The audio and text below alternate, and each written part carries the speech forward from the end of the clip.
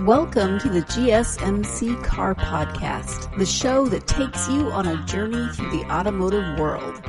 We talk about the latest news, from new makes and models to new technology to all of the must-have options available. Whether you're a fan of the old classics, love the latest models and technology, or have never met a vehicle you didn't want to work on, the GSMC Car Podcast has something for every car enthusiast.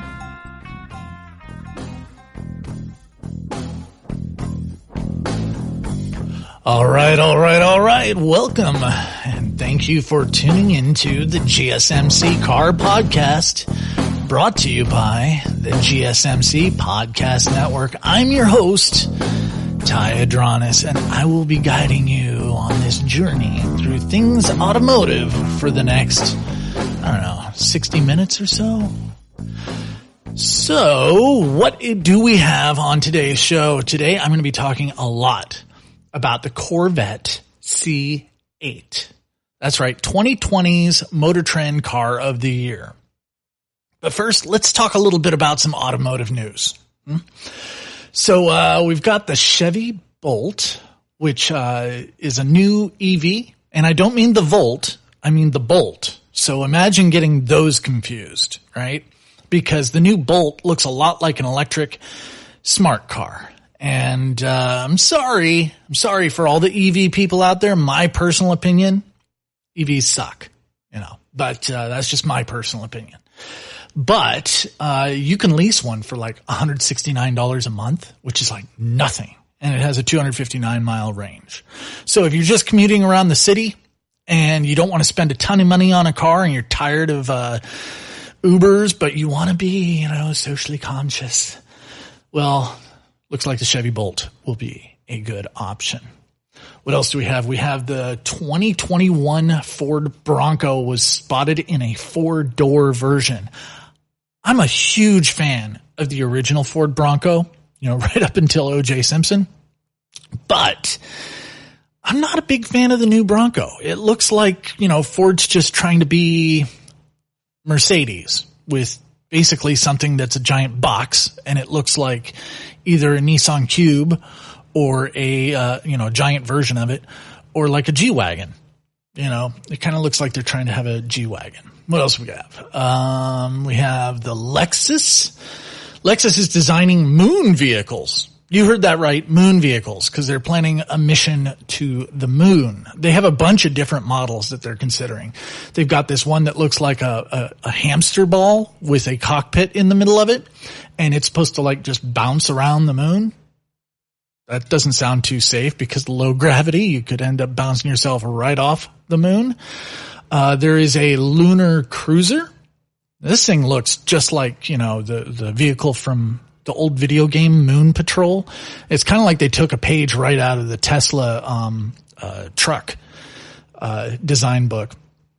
Not a big fan. They have a moon racer, which looks like a Lamborghini Eggiasta. I don't know. I never heard anyone pronounce it. So, and it looks like it basically is the love child between this Lamborghini and the Tesla ATV, which pretty much makes it the most fugly car in the history of cars.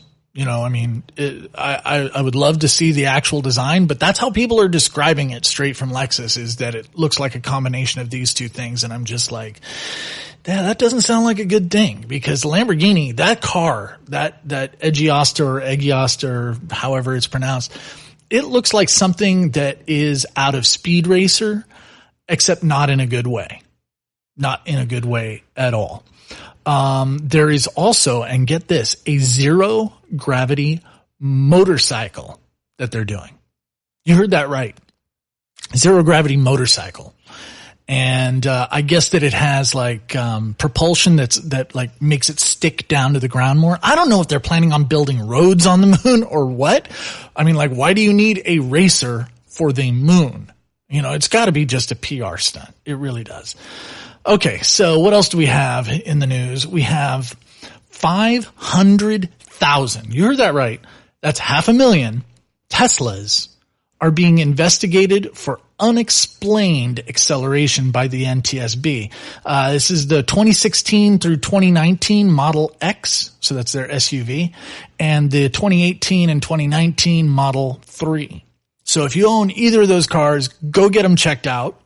I don't think there's a recall yet. They're just being investigated. I didn't even know there was 500,000 Teslas on the road at all, let alone just to those specific two models. I mean, that doesn't even include the Model S. So, yeah. So what else do we have in the news? We have, this one's interesting and directly relevant to our topic for today. We have 2 GM employees in a Corvette C8. Each of them had their own C8. They were racing over 120 miles an hour in a 45 mile an hour zone in Bowling Green, Kentucky, which is like where the Corvette Museum is, right? So this almost sounds like a PR stunt, right? Like people saying, hey, see, it did 120 in a 45. It's unclear what's happened to them. Chevrolet is like, oh, hey, we're investigating this incident to see, what exactly happened. What else do you need to know? The dudes got busted. They're clocked on radar, maintaining over 100 miles an hour, and at one point went over 120 miles an hour in a 45. Pretty cut and dry case, fired. Joyriding around in cars that they took off the lot. So, yeah, I'm thinking if it's not a PR stunt fully endorsed by Chevy, they should be fired for that. So these guys, Alexander Thim and Mark Derkatz, they're engineers for Chevrolet. And they have not issued any statements. Don't worry, they're not like saying anything stupid like, well, we just wanted to take it out to take them for a test. Yeah, you guys have a track. I'm sure you could have done it there. No, they were street racing, right? Street racing in a 45 mile an hour zone. There's no word that they were drunk or anything.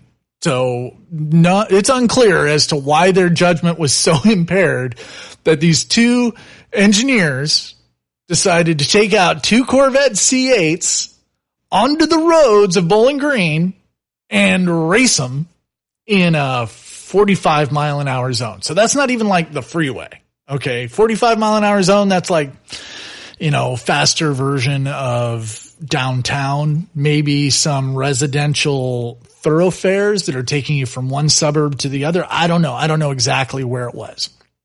But for those of you that don't know, like you're sitting here going, what the heck is a C8? You may love cars. I'm sure you've heard about the new Corvette. Okay. It's the new Corvette. The new model is the C8. Okay. The previous model was the C7. Okay. So this one's the C8, and it is the first mid-engine Corvette ever. Okay. Now, for those of you that don't know what mid-engine means, it simply means that the engine is just forward of the rear axles. Okay, so it's over the center of the car. It's not over the rear axle, nor is it over the front axle. Okay, and it's generally like right behind the driver and passenger. So the firewall is right up against your back. So if that thing's revving, you can hear it behind you pretty well. Usually. At least. I mean, I can't really think of any mid-engine cars that you can't, except maybe those old, no, not even those. So, yeah, and we'll get into like what the benefits are of having a rear engine or a mid-engine versus a front engine after the next break. And so when we come back, we're going to be talking all about the Corvette C8. It's really revolutionary. The Corvette hasn't seen a massive change like this in both design and functionality, as far as I can remember, in a really, really long time. I mean, the only thing I can remember is like those old like red convertibles from the 60s versus like the 1970s Stingray. And this is also called the Stingray. So stick around and we'll be talking about the Corvette C8 right after this.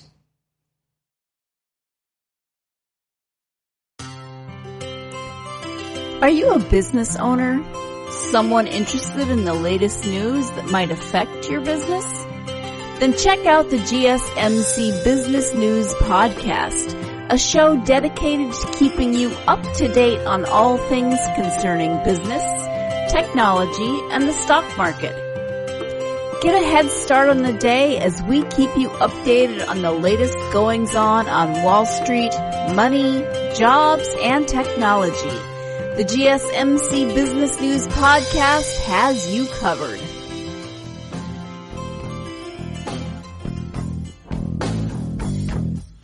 All right, welcome back to the GSMC Car Podcast. I'm your host, Ty Adranis, and this is brought to you by the GSMC Podcast Network. Make sure to check us out on Twitter and Facebook.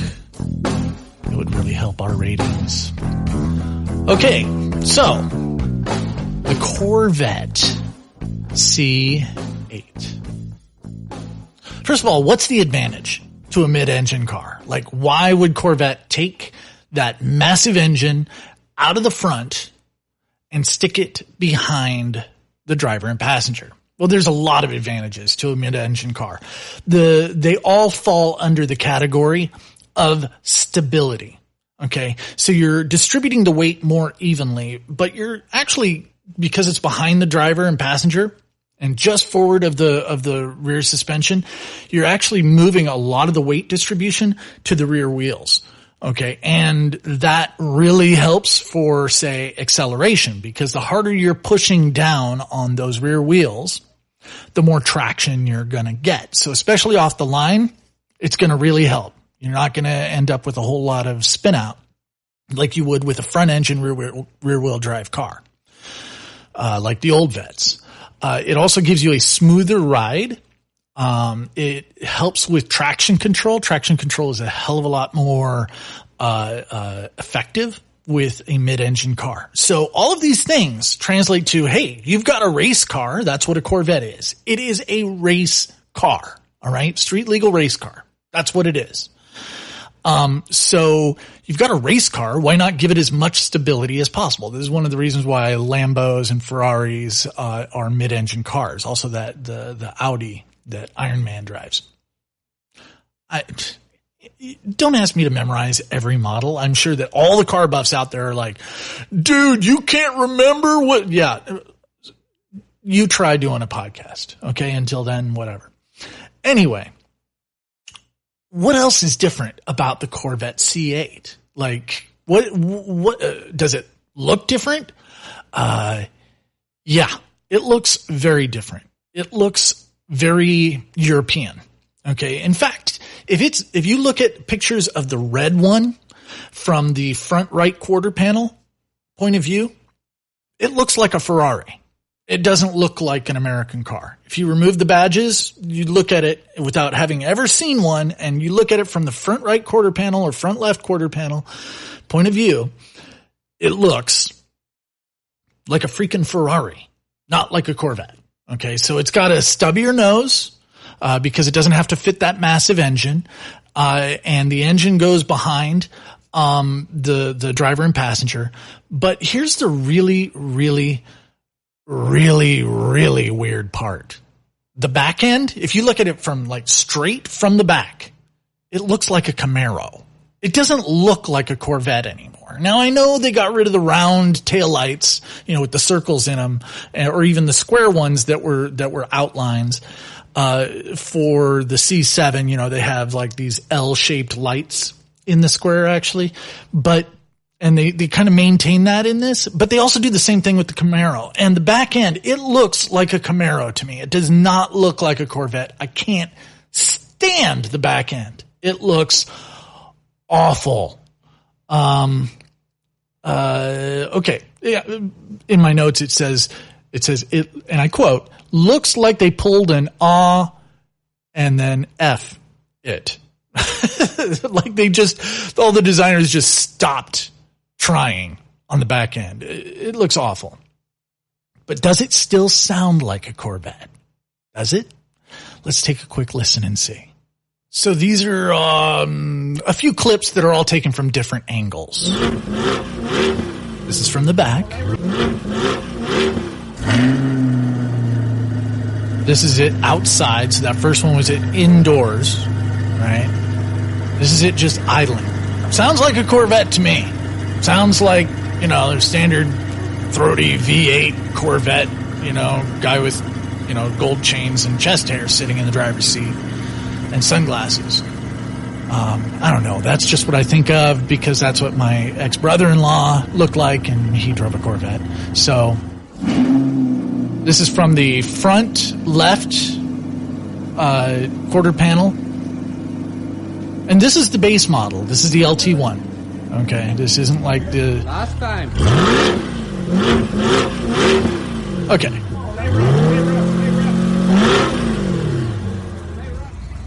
All right, that's enough of that. So, what do you think? Does that sound like a car you'd want to drive? It sounds like a car I'd want to drive, actually. I know I just made fun of the chest hair and gold chains, but, come on. Have a sense of humor. It does sound like a car I would want to drive. In fact, I'd probably be pretty jealous of anybody that has one, to be honest. So let's talk a little bit about what the differences are from the C7. So the C7 could, the ZR1 model of the C7 could do 0 to 60 in 2.8 seconds. The base model C8 is supposed to do that. It's supposed to do the same 0 to 60 time as the C7.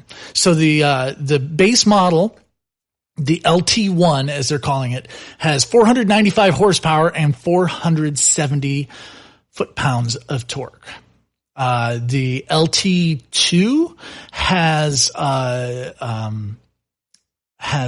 40 more horsepower and 10 more foot-pounds of torque. And there's no stats right now that I could find on the LT3. So that's pretty impressive that it is going to be way, way faster than the, C7 model. So what else is different? More cargo area than the C7. They added, cause there's no engine up front. So that's a cargo area now. And you can still fit a set of golf clubs in the rear cargo area. So that's impressive. And the top, when it comes off, goes in to the cargo area as well. We'll cover that in a little bit. It has an entirely new interior, a huge screen in it. It's far more Euro looking, but unlike most Euro models, like a lot of Lamborghinis are going super stripped down, no radio in it, no air conditioning, no nothing, right? The Corvette, it's pretty luxurious inside. It's pretty nice. It's a car I definitely would not mind driving. It also has more legroom than the C7 did. So that's pretty darn cool. I'm going to go ahead and make this segment a little bit shorter because I want to fit in more in the next segment. And in the next segment, we're going to be talking about some interesting facts about the C8. Some stuff that is a little harder to find out. So stick around. We'll be right back after these messages. Tired of searching the vast jungle of podcasts? Now listen close and hear this out. There's a podcast network that covers just about everything that you've been searching. Hey! The Golden State Media Concepts Podcast Network is here. Nothing less than a podcast bliss with endless hours of podcast coverage. From news, sports, music, fashion, cooking, entertainment, fantasy, football, and so much more. So stop lurking around and go straight out to the Golden State Media Concepts Podcast Network. Guaranteed to fill that podcast itch. Whatever it may be. Visit us at www.gsmcpodcast.com. Follow us on Facebook and Twitter and download us on iTunes, SoundCloud, and Google Play.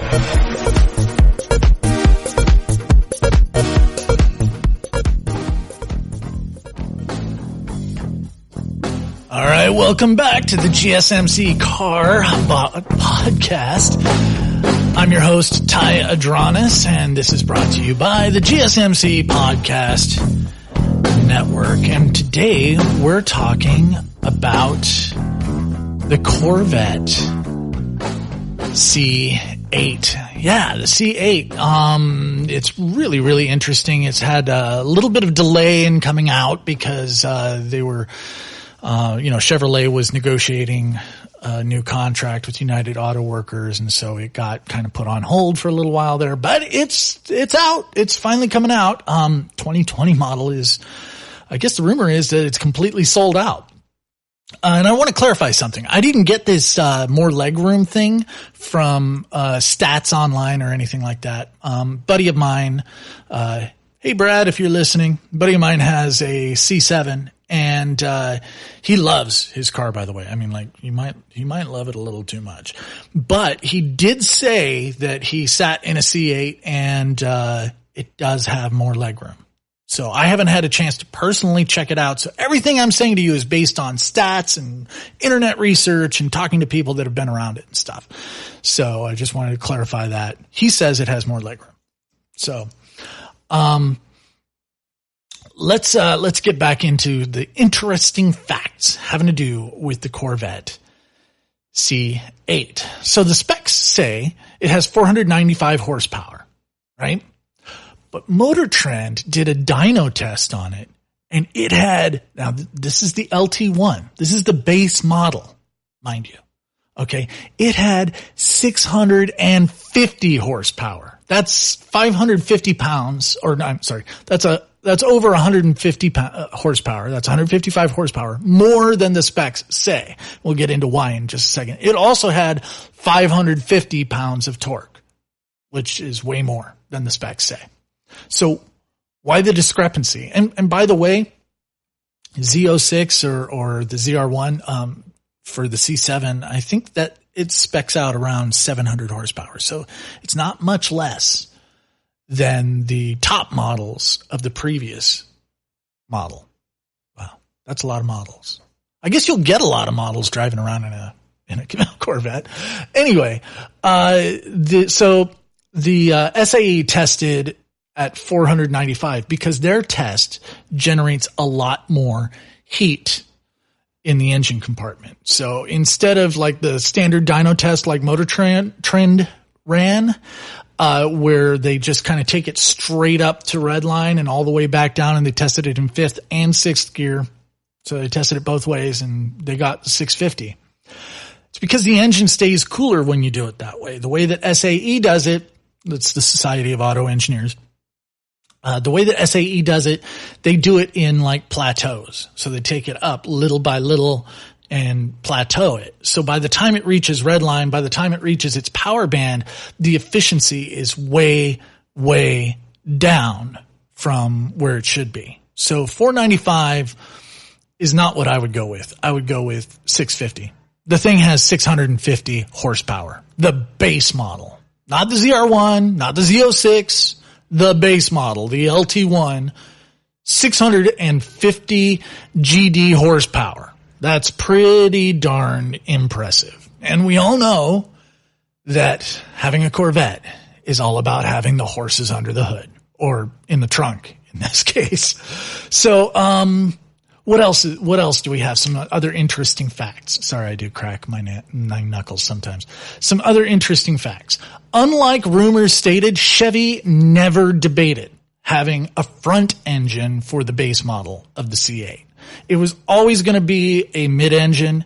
It was never going to have a front engine. And it would be, quite frankly, ludicrous and stupid to believe that rumor, because the hood area is smaller, because now it's a trunk. It's no longer a hood. It's a bonnet. All right. And you'd have to redo the whole drivetrain instead of just reusing parts. Like, think about it, guys. What made machinery affordable was the assembly line and standardization of parts. Okay. So that would be just ludicrous to do. So, even with the mid-engine, it comes in a convertible, and it's a convertible hardtop, a lot like my, I drive an Infiniti, G37 convertible. And I'll tell you what, it eats up all of the trunk space when I put that hardtop convertible back. Well, the Camaro, or not Camaro, the back end looks like a Camaro. So that's why I was getting a little confused, and I'm looking at the picture. The Corvette, it's a hard top convertible, so not a soft top convertible. It's a hardtop convertible, and the top actually fits in really nicely over the engine in the rear compartment. It's sick. It looks really sick. And here's the best part. You don't have to come to a full stop. In my car, if I'm rolling at even 5 miles an hour, the computer won't let me put the top up and down. Like I have to come to a complete stop. No, if you're rolling at 20 miles an hour in the Corvette, you can put the top down. And that's super impressive as far as how strong the mechanism is, because the entire back end lifts up like a giant GD air brake. Okay.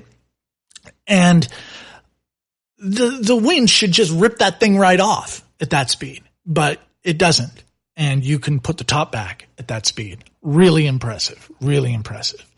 The $59,995. That's right. $59,995 price tag on the base model.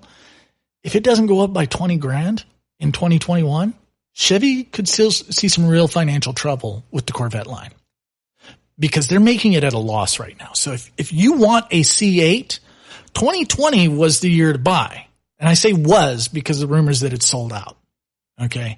Because in 2021, it's going to go up. Now, Chevy is really, really, really cagey about exactly how much it's going to go up, but it will go up.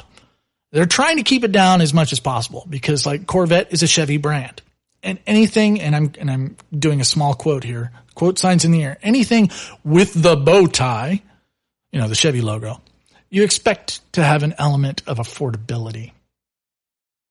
So, yeah. And that brings me to another thing. There's also rumors, because the price is not so efficient, that Corvette is going to be made its own brand, a lot like Ford is doing with the Mustang. The Mustang is going to be its own brand. It's not going to be a Ford Mustang anymore. It's just going to be a Mustang. And I think Dodge is doing the same thing with their, with SRT, whether it's do they even still make Vipers anymore? I don't think they do. But whether it's the Viper SRT, the Challenger SRT, or the Charger SRT, or even the Durango SRT, or any of them, SRT seems to be kind of like becoming its own brand. I mean, even in video games, they don't call them Dodges anymore. They have a Dodge section. Like, what was I playing? I was playing Forza, right? They have a Dodge section, and they have an SRT section. So that seems to be happening as well. But Chevy is not going to be doing that with the Corvette, which is a good thing, because it means that they're going to try to keep the price down, because Chevy is an inexpensive brand. If they go all like Nissan Infiniti or Toyota Lexus on it, it's going to get expensive. So that is really, really, really good news. Now, let's think about that. What would happen? What would actually happen if Chevy did make Corvette its own brand? That might actually be cool, because a brand has to have more than one model. And I don't mean more than one trim. I mean, it's got to have more than one model. So maybe you would have a Corvette hatchback. Can you imagine that? How sick would that be? It would actually kind of look like a sports car hearse. Or a Corvette SUV. I mean, all the true Corvette heads out there are wanting to murder me right now. They're probably calling up hitmen and putting out an assassination contract on me, even for suggesting this. But think about it. Think about how cool that would be if you could actually have, like Porsche did, right? Have a 4-door version of a Corvette. Or an SUV or a crossover or whatever. That would actually be pretty cool. I think I could actually dig on that a little bit, because Corvette engines are different than your standard Chevy engine also. So what do you think? Send me a message on the Twitter or on the Facebook pages for GSMC Car Podcast. Just look it up, do a search. And what do you think? I'll put up a poll. Do you think Corvette should be its own brand? I'll put a poll on the Facebook page. All right. Do you think Corvette should be its own brand? And do you think that it should have 4-door models and SUVs and, hatchbacks and all that good stuff, just like Porsche did? All right. So when we come back, we're going to talk more about the new, quote unquote, Corvette styling. Okay. And it is a lot different. So stick around. We'll be right back after these messages. Do you work in the world of marketing and advertising? Are you a media buyer or the owner of an agency? Have you been looking for a podcast to help stay on top of all the goings on of those worlds? The GSMC Marketing News Podcast is dedicated to keeping you up to date on all things concerning marketing and advertising. Get the latest marketing news, from what major businesses have planned for the coming year to the newest trends in advertising, from podcasts, digital and streaming, to the old standbys of radio, television, and billboards. The GSMC Marketing News Podcast has you covered, whether you're a marketing agent or a business trying to expand your brand.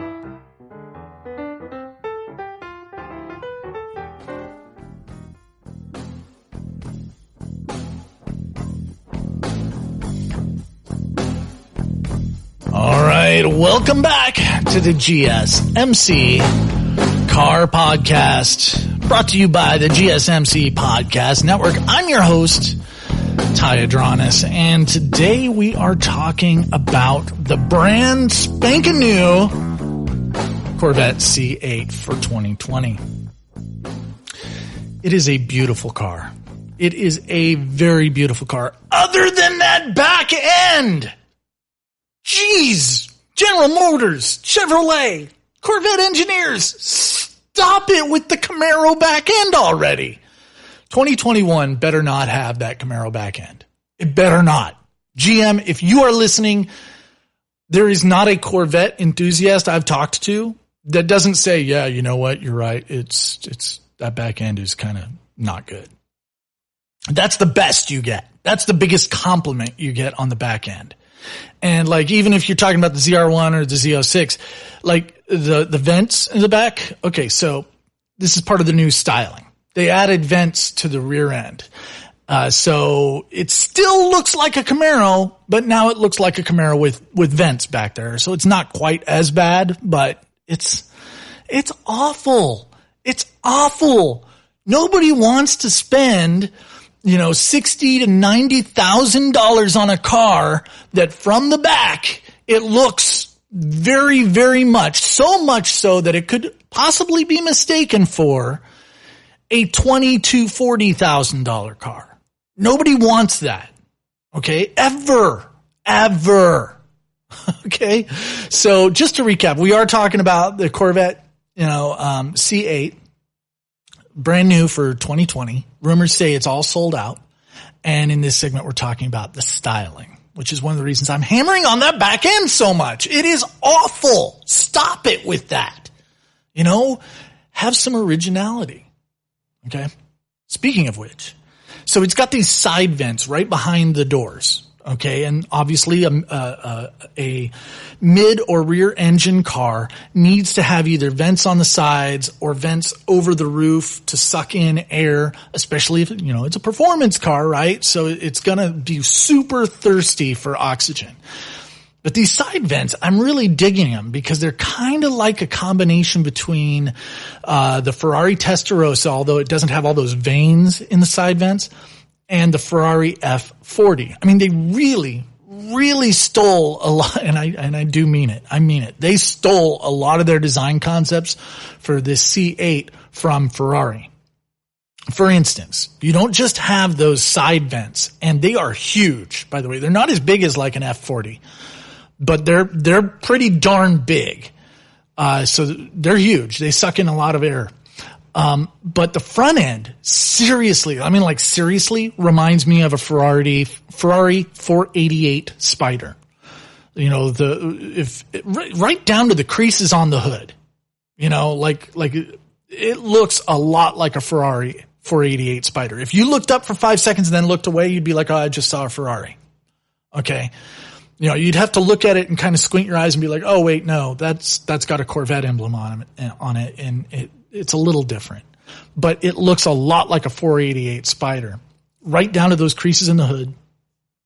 And if you had never seen a Corvette before, ever, like if you had never seen the C8, any pictures of it anywhere, and you looked at that again from the right or left front quarter panels, like that 45-degree view, you would say it's a Ferrari. You would not say it's a Corvette. Now, as far as the interior is, it's it's quite possibly the coolest Corvette interior ever, in my opinion, with one exception. And we'll get to that in just a second. But, you know, it's got the passenger handholds, like those gun grip handholds, not like the OS handles up above, like most cars have. No, you've got the one on the door and then you've got another one on the center panel, that are really reminiscent of like a Porsche S or GTS interior.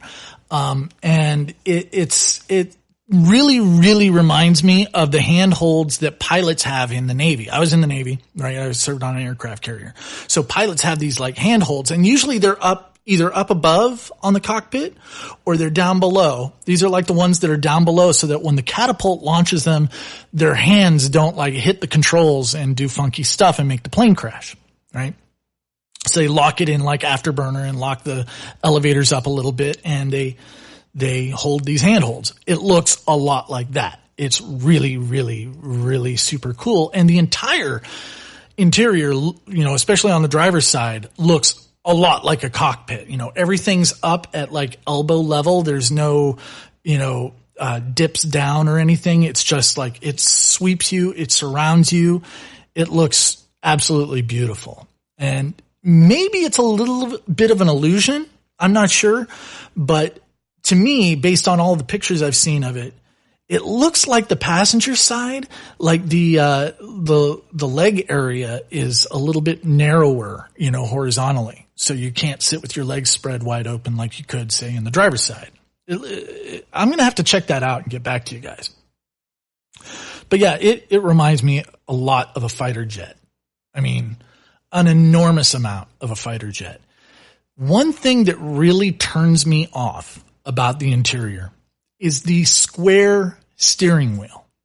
You know, it's not really perfectly square. It's more like kind of a squished octagon, because it does come up a little bit on each of the sides, but it's not round. And so like my driving style is, you know, if I'm taking a sharp turn, I crank it over and then I let the steering wheel slide in my hands and then I grab it again when it's ready to straighten out.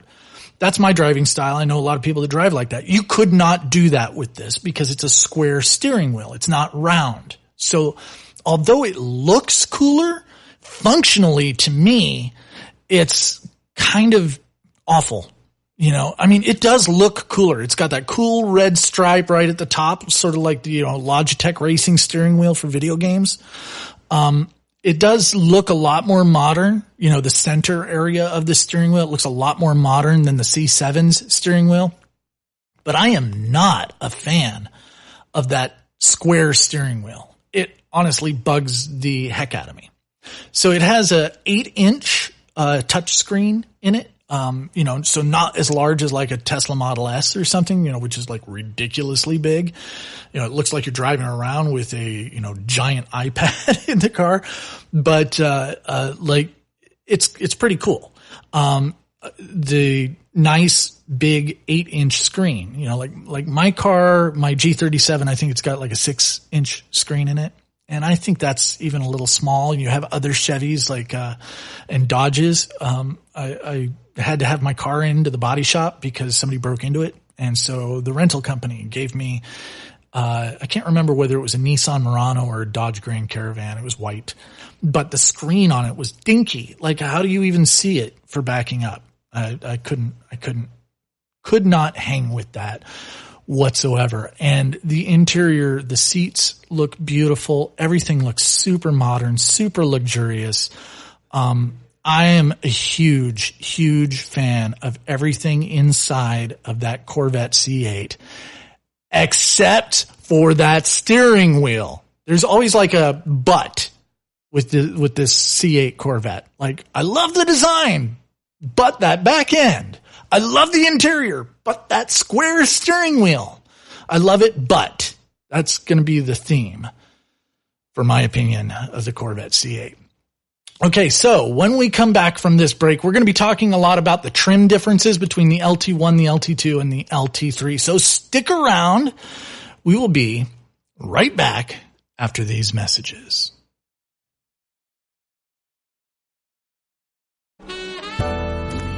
Are you looking for a podcast that gives you all of the latest news from the world of finance?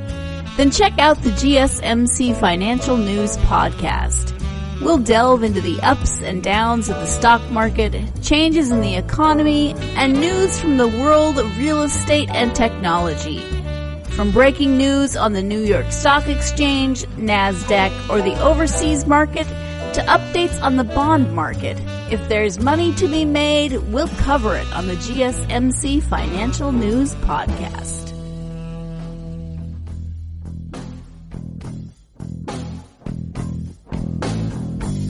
All right, welcome back to the GSMC Car Podcast.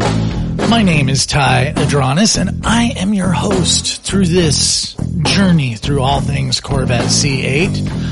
This podcast is brought to you by the GSMC Podcast Network. Follow us on Twitter. Check us out on our Facebook. And feel free to ask me any questions you like. Just put @Ty in there, and I'll do my best to answer any of your questions, including criticisms. I always want to make this show better. So we've been talking a lot about the Corvette C8. We've been talking about the exterior, including that awful Camaro back end. We've been talking about the interior, including that really iffy and questionable square steering wheel. And now we're going to be talking about the trim differences. And I understand there are people out there that are fans of the square steering wheel fad that's out there. I'm not one of them, okay? There's a reason why it's a circle. A circle is symmetrical. You can reach for it and know exactly where to grab at any point, wherever it's turned. But a square, you might rack your knuckles on the corner if you're reaching for it. You have to look. It's not no, just no on a square steering wheel. Okay, let's get right into the trim because we got a lot to cover here. So the LT1 is $59,995 starting price. The LT2 is $67,295 starting price, and the LT3 is $71,945 also starting price. Now, just so you know, the car that Motor Trend did for Car of the Year, because it did win, its MSRP is about $88,000 and some change. Okay. So if you're looking to get the car that they called Car of the Year, you're looking at, after tax and everything, well over $90,000. Okay. So all three of the trims are available in the coupe, or as the Euros call it, the coupe, or the hardtop convertible. Okay. Personally, I would like the convertible, even though it's heavier, and some people will say, the convertible, the frame will twist and all that. Sometime we'll get into the differences between the handling of a convertible and a coupe. But, if you really cared about it that much, you wouldn't buy a Corvette. You'd buy a Lambo. Okay. You'd buy something that's stripped down with no luxury interior, no air conditioning, no radio, none of that. If that's all you cared about was performance. But if you want a little luxury, get the convertible. Okay. So let's go down the list, really quick, of what the differences are. So the front lift with memory is not available in the 1LT. Now what the front lift does is it lifts up the front end by 3 inches very quickly so that you can get over obstacles like speed bumps. And it also remembers where you did this so that when you come back, you don't accidentally forget and rip off your front spoiler on a speed bump. Okay. Or bottom out or any of that stuff. Dimming side mirrors and auto fold, not available in the 1LT. Red stitching on the seats, only available in the 3LT. Bose 14 speaker sound, not available in the 1LT, but it is standard in the 2LT and the 3LT. Carbon fiber interior trim, not available in 1LT. Now, if you're going to spend $1,000 extra on the carbon fiber interior trim, I don't see you buying the 1LT anyway, so who cares? Custom interior color combinations. There are so many of them, I'm not going to list them. But there are a bunch of custom interior color combinations. They are only available in the top end 3LT. GT1 seats are standard in the LT1 and LT2. GT1 seats are still racy looking, but more focused on just comfort. GT2 seats, which are pure racing looking, and they're supposed to be lighter. I haven't found the stats on exactly what each model of seat weighs, so I'm not going to tell you how much lighter, but the rumor is that the GT2 is lighter. They're more racing stylized. They're a little bit more of a bucket, and they have carbon fiber trim. Again, carbon fiber trim. They are available on the LT2 as an option, but standard on the LT3. Rear camera mirror. Okay. They're standard on the LT2 and LT3. And they also have a front camera on the LT2 and LT3, but on the LT1, only the backup camera, and it comes up on your 8-inch screen. HUD, which is a heads-up display. That's where it projects all of your stuff up on the window. Only on the LT2 and LT3, not the LT1. Heated steering wheel, nope, on the LT1. The LT1 is very stripped down, not luxurious at all, which, the LT2 and LT3, because they're more performance-based, I would expect less luxury features because all those things add weight, not more. But hey, that's Corvette. It's not Lamborghini. It's Corvette. Okay. There is no interior movement sensor nor inclination sensor on the LT1. So what those do is the inclination sensor basically turns on the alarm if it's getting towed or put on a jack. And the interior movement sensor is on the convertible, right? You want that so that somebody can't just lean in and steal stuff out of your car, right? So that's what the interior movement sensor is all about. Again, all these things add weight. They're not even available on the base model, only on the LT2 and LT3, which are the performance models. So it's a little weird to me. No memory seats or mirrors on the LT1. So yeah, that means that it will, get into position and set your mirrors to position if you use the memory, right? No power seats at all on the LT1. No blind spot sensors on the LT1. No wireless charging on the LT1. Those little pads you can set your phone on that charges it up. So that's really weird to me. Those are pretty much all the differences. We could get into all the different colors and stitching differences and all that, but just take my word for it. There's a lot more colors and stitching available on the LT3 than there is on the LT2, and more available on the LT2 than there is on the LT1. But all these luxury features are added on the 2 and 3. It's really weird to me because usually when you go for higher end performance car models, they're not really adding a bunch of weight. They might add some features, they might unlock some stuff, but the weight tends to go down, not up, as you get more expensive on a performance car. So to me, it seems really counterintuitive. I might expect it with something like, I don't know, like a Mercedes E-Class, or a BMW, maybe even an M-Class BMW. I could expect it on that. But like on their race car version, no, I'm not seeing that. And let's be specific here. A Corvette is a street legal race car. It is a race car. And this one is designed to take on Ferrari and Lamborghini. So adding weight to it seems rather silly to me. It does. Like heated mirrors.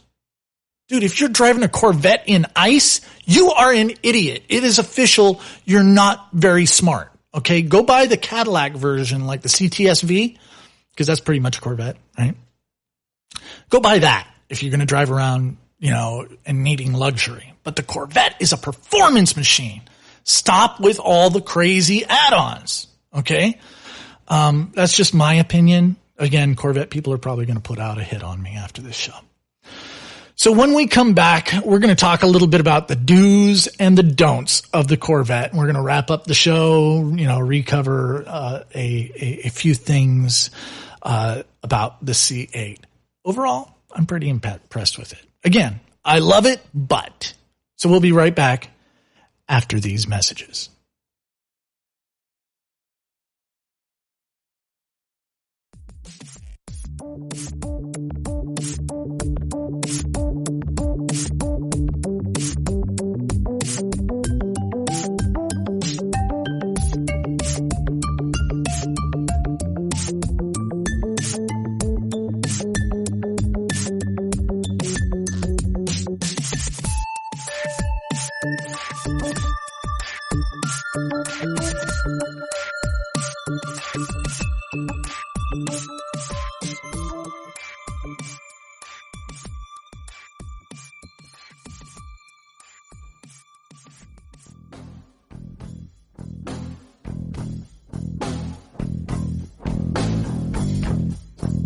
All right, welcome back to the GSMC Car Podcast. I'm your host, Ty Adranis, and this is brought to you by the GSMC Podcast Network. We've been talking about the Corvette C8, the car that I like to call it, I love you, but... Because I do. I love it. I love it. All the stats are amazing. I can't wait to go test drive one, and I'll let you guys know and update after I do. But, and there's that word, but, that back end is fugly. And the square steering wheel, I just don't imagine me liking a square steering wheel ever. But, who knows? I might take it back after I test drive it. We'll see. And right now, all the Corvette people are going, how dare you criticize it? You haven't even test driven one. Well, you know what? I'm giving you guys the specifications and the stats. There's not really a whole lot of them out there yet because of that whole United Auto Workers thing. So what are we going to talk about in this segment is a little bit of the do's and don'ts, maybe some experience I've got with Corvettes and what my friends have done and family and whatnot. So let's cover a few do's and don'ts, or as I like to call it, the funny stuff about Corvettes. Do not be that guy that revs your Corvette engine at a red light. Okay? If you are, you may as well just go glue some chest hair on you, unbutton your shirt all the way down to your navel, and wear some gold chains and big old Elvis sunglasses. All right? Don't be that guy. Don't be that guy. Also, technically you could get a ticket for that. You could, because whether or not you're actually going fast, that's called display of speed. And you don't want to be that guy. Okay. Doing that. Don't ever try to drift a Corvette. So many people I know that own Corvettes have spun them out. I mean, next to the Viper, it's probably the most spun out car I've ever seen on a freeway. I've seen one spin out in the rain because idiot turned off traction control. Don't turn off your traction control. It's there to help you. It's a rear wheel drive car, not a four wheel drive car with so much power. I mean, the thing has almost double the power of the Challenger RT I used to have, and that thing scared the hell out of me in the rain, even with traction control on. I had a 2014 Challenger RT. Loved it. Its name was Roxy. But that thing scared the hell out of me in the rain. A Corvette? You got to be kidding me. Do not turn your traction control off, especially in the rain. For instance, I told you my ex-brother-in-law had a Corvette. I forget what year it was. It was the early 2000s, though, and it was a Z06. So this guy, for lack of a radio-friendly term, this guy is taking one of those 20-mile-an-hour on-ramps that goes up in California. There's, those 25-mile-an-hour on-ramps, the big cloverleaf loop, right? He's doing one of those in the rain and decides to turn off the traction control and drift it like he's going to be some sort of badass or something, and sure enough, he spun it out and pinned it between two trees, and it was in the shop for something like 3 months, did something like, it was what, $70,000 to $80,000 car back then. It did something to the tune of like $30,000 of damage to the car, conservatively. So, yeah, don't turn off your traction control. Oh, funny story. After he gets it back, he's only had it like a couple months. All right. My nephew who's like just a little kid, he was like 3 or 4, something like that. Maybe even as much as 7, but he was pretty young. He sees, my sister cleaning out, the bathroom stuff with the pumice stone, right? So what does he do? He sees his dad washing the Corvette. Dad goes in to answer the phone, comes out to find the kid had picked up a rock from the yard. Yeah, a big old rock, and was scrubbing the side of the Corvette, or was it the hood? He was scrubbing the Corvette with a rock. I'm helping you clean it, Daddy. Oh my God. I'm lucky I still have a nephew. I probably would have murdered him if that was my car. So yeah, don't drift a Corvette. It's not all-wheel drive. Corvettes are so notorious for getting spun out. Maybe this one's a little better because it's mid-engine. Hopefully, eventually they come out with an all-wheel drive version of the Vette, and that will be a drift monster. You hear that, GM? Do an all-wheel drive for 2021. We all want to see it. Do take it to the track regularly. Like, sports cars, they're not meant to drive 25, 30 miles an hour on average, which is what your average is when you're driving on the streets and highways and stuff. It's between 25 and 35, depending on where you live, but usually right around 30. They're not meant for that. They're meant to accelerate fast, go fast. They're built for that. Take it to the track like once every few months, at least once a quarter. Take the thing out to the track and stretch its legs. If you're not comfortable handling turns at that kind of speed, drag race it out at a drag track or something. Just stretch its legs, help it clean out some of the gunk that's built up in there and whatnot. They're built for it. That's what it's made for. If you don't want it for that, don't buy a Corvette. Buy something else. Drive it very, very cautiously for the first 500 miles. Even if you buy a used Vette, I don't mean just the first 500 miles of its life. I mean the first 500 miles of your ownership of it. Even if you've driven a Vette before, you haven't driven that Vette before. Get very used to it before you put your foot down. Because I like to equate super fast cars, like from Challenger RTs all the way up. Okay. And it kind of starts there. Challenger RTs or Mustang GT or something like that. I like to equate them to an animal on a very thin leash. Okay. As long as you're cautious with it, that leash will hold. But the second you try to yank it or do anything crazy with it or tease it or anything, that leash will break and you're going to end up in a whole world of trouble. So make sure that you have a firm grasp on being able to handle that car before you try to do anything crazy with it. Drive it for at least 500 miles very cautiously before you try to do anything in that car. Take some racing courses at your local track. Remember, it is a race car. And racing is a much different beast than driving around on the streets. You may be an awesome driver on the highway. You may be an awesome driver around your streets of your neighborhood. You may even be an awesome street racer. You may even be an awesome track racer. Who knows? But guaranteed there are some things you're doing wrong. Guaranteed there's some things you're doing wrong. Go take some classes. And no matter how advanced you are, classes can always help. I mean, singers, for example, they still do singing classes. All right. Professional singers do singing classes regularly. Keeps their skills up, keeps them learning new stuff. Same thing with driving. It is a perishable skill. Okay. Don't ever street race a Corvette because the cops will not be able to resist you. Okay. If it's you against some racer, who do you think's getting the ticket? Really? And do not take it to Oklahoma City because you're going to end up racing for pinks or whatever, and you're going to lose your money. You're going to lose your money in Oklahoma City. I'm not from Oklahoma City. I'm from Houston.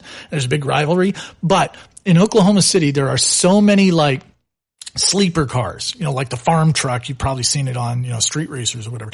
Oklahoma City is famous for cars that don't look fast, that will just mop the road with you. So don't ever street race it. But if you do, definitely don't do it in Oklahoma City. And never, ever race for pinks. If somebody's willing to race a Corvette for pinks, you're going to lose your Vette. All right. You're just going to lose it. So, at any rate, I really hope you enjoyed this podcast. Thank you for listening to the GSMC Car Podcast, brought to you by the GSMC Podcast Network. I would like to ask you to please remember, go subscribe to the show and write a nice review. That really helps us. Also, if you can please follow us on Facebook, Twitter, and Instagram. Thank you. Have a good night, and I will talk to you guys later. You've been listening to the GSMC Car Podcast, part of the GSMC Podcast Network. You can find this show and others like it at gsmcpodcast.com. Download our podcasts on Apple Podcasts, Stitcher, SoundCloud, and Google Play. Just type GSMC into your favorite podcast app to find all of the shows from the GSMC Podcast Network. From movies to music, from sports to entertainment, from business news to weird news. Please subscribe to the podcast and follow us on Twitter and Facebook. Thank you, and we hope you've enjoyed today's episode.